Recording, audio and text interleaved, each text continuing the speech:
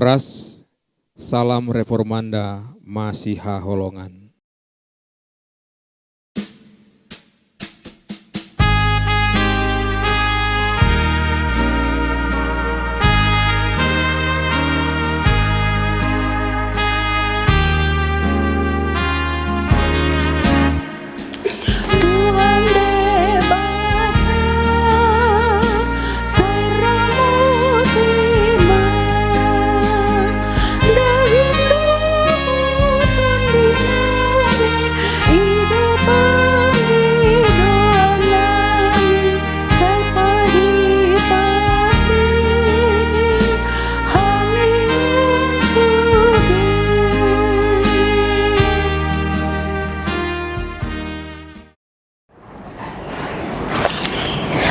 Selamat pagi, Amang Inang, saudara-saudara terkasih dalam Tuhan Yesus Kristus.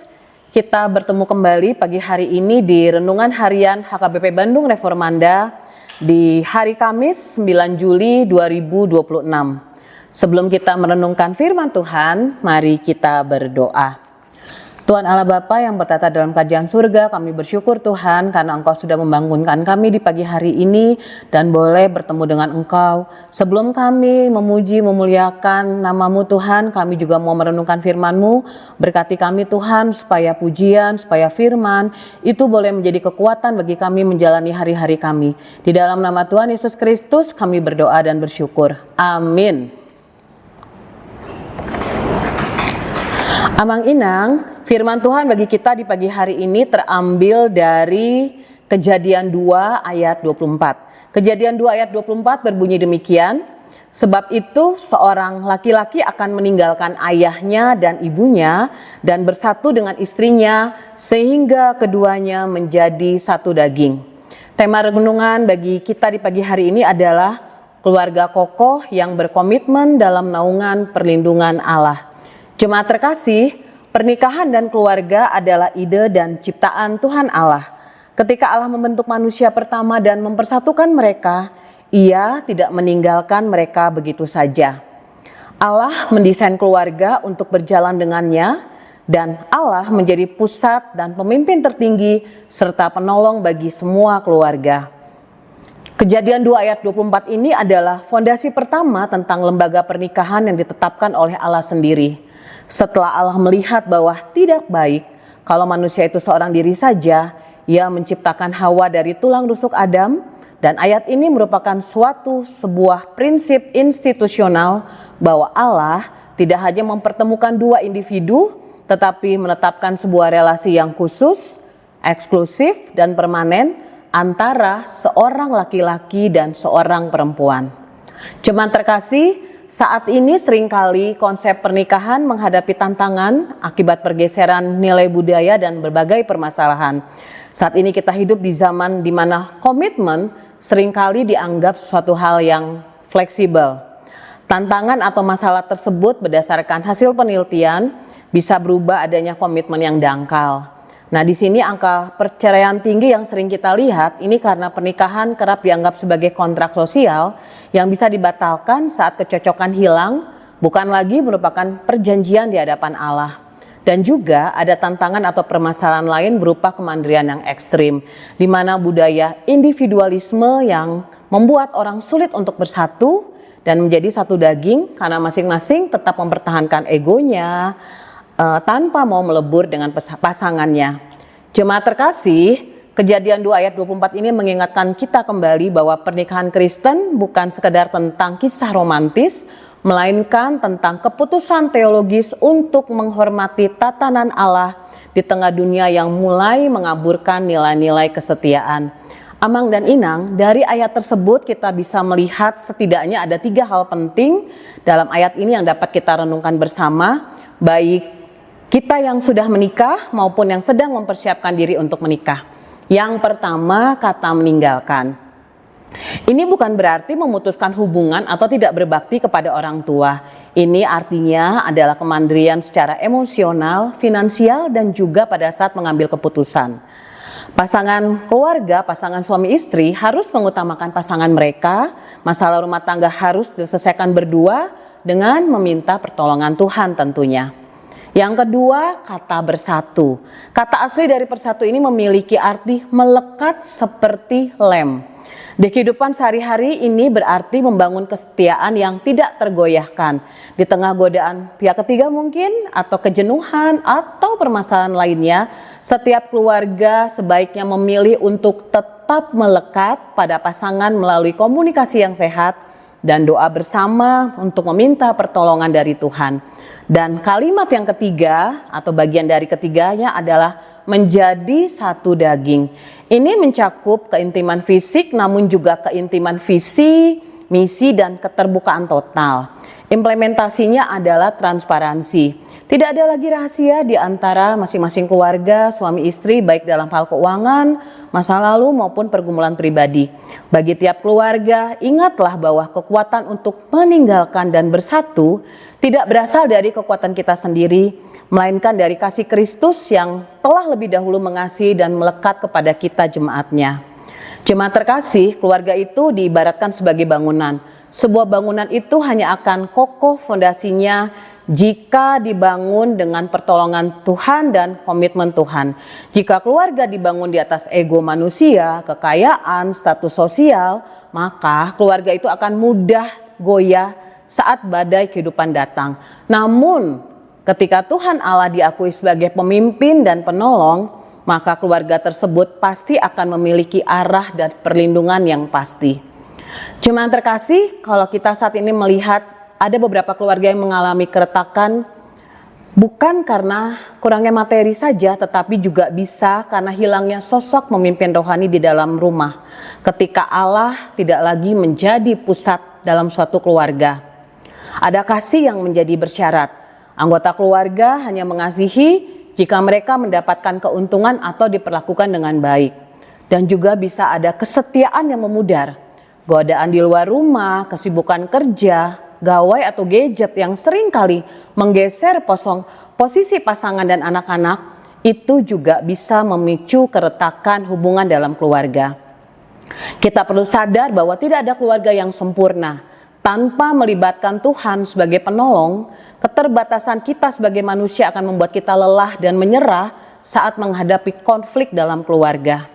Jemaat terkasih, bagaimana kita mempraktekkan iman bahwa Allah adalah pemimpin dan penolong keluarga kita sehari-hari? Pertama, mari kita tempatkan Allah sebagai pengambil keputusan tertinggi. Sebelum mengambil keputusan besar dalam keluarga, entah itu masalah finansial, pendidikan anak, atau apapun, bawalah dalam doa bersama. Izinkan firman Tuhan yang menjadi standar kebenaran dalam rumah, bukan ego masing-masing anggota keluarga. Yang kedua, mari kita membangun kasih dan kesetiaan yang aktif. Kasih dan kesetiaan bukan sekedar perasaan, melainkan tindakan. Implementasinya adalah saling mengampuni saat ada kesalahan, menjaga perkataan agar tidak ada yang terlukai, dan setia mendampingi dalam suka maupun duka. Suami mengasihi istri, istri menghormati suami, dan orang tua mendidik anak dengan pertolongan Tuhan. Dan yang ketiga, mari kita mengandalkan Allah sebagai penolong dalam setiap permasalahan kita. Saat keluarga menghadapi jalan buntu, masalah apapun itu, berhentilah untuk saling menyalahkan. Datang bersama-sama di dalam satu keluarga, di dalam doa keluarga. Percayalah bahwa Allah adalah penolong yang hidup. Ia sanggup memulihkan hubungan yang retak dan menyediakan apa yang mendesak bagi keluarga yang berharap. Jemaat terkasih, keluarga nggak bisa berjalan sendirian di tengah badai dunia ini. Saya mengajak untuk kita semua keluarga untuk menyerahkan kemudi keluarga kita kepada Tuhan Allah, berkomitmen untuk saling mengasihi serta setia. Dan pada saat itulah Amang dan Inang sedang mengizinkan Sang Penolong mengambil alih kemudi keluarga kita. Bersamanya, rumah kita bukan hanya bertahan, tapi akan memancarkan kemuliaan Tuhan. Dan khusus untuk keluarga-keluarga di HKBP Bandung Reformanda, mari kita ikuti kegiatan kemah keluarga yang sebentar lagi akan diadakan. Jadikan momen ini sebagai tempat bagi masing-masing keluarga untuk mengingat dan menguatkan komitmen masing-masing keluarga untuk semakin mengasihi Tuhan dan anggota keluarga, sehingga menjadi keluarga yang diberkati Tuhan dan menjadi saluran berkat Tuhan bagi sesama. Amin. Mari kita berdoa. Bapa di surga, terima kasih untuk semua keluarga yang ada ya Tuhan, dan juga untuk setiap muda-mudi yang sedang mempersiapkan diri untuk menjadi pasangan suami istri dan membentuk keluarga. Mari Tuhan berkati semua keluarga ini, Tuhan berkati dan menolong di dalam menjalani hari demi hari kehidupan, dan biarlah masing-masing keluarga boleh menempatkan Tuhan sebagai penolong dalam setiap keluarga, sehingga setiap keluarga boleh mendapatkan berkat Tuhan dan menjadi saluran berkat Tuhan bagi sesama. Bapa di surga, dan biarlah sepanjang hari ini kami boleh menjalani hari-hari kami bersama-sama dengan Tuhan, karena di luar Engkau Tuhan kami tidak mungkin mampu berbuat apa-apa. Lindungi kami, tolong kami, apapun permasalahan kami yakin dan percaya Tuhan akan lindungi dan menguatkan kami semua. Terima kasih Bapa, ampunkan juga dosa kami, dan jadikan kami anak-anak Tuhan yang baik, yang setia kepada Tuhan dan mendengarkan perkataan firman Tuhan. Di dalam nama Tuhan Yesus Kristus kami berdoa dan mengucap syukur. Amin.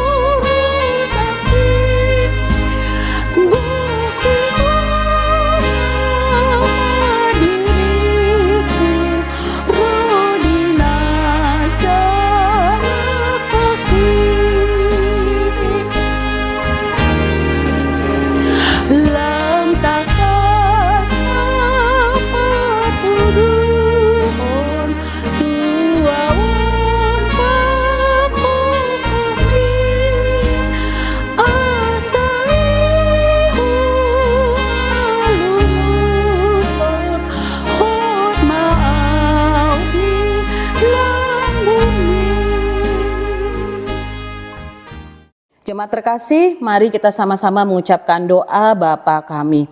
Bapa kami yang di surga, dikuduskanlah namamu, datanglah kerajaanmu, jadilah kehendak-mu di bumi seperti di surga.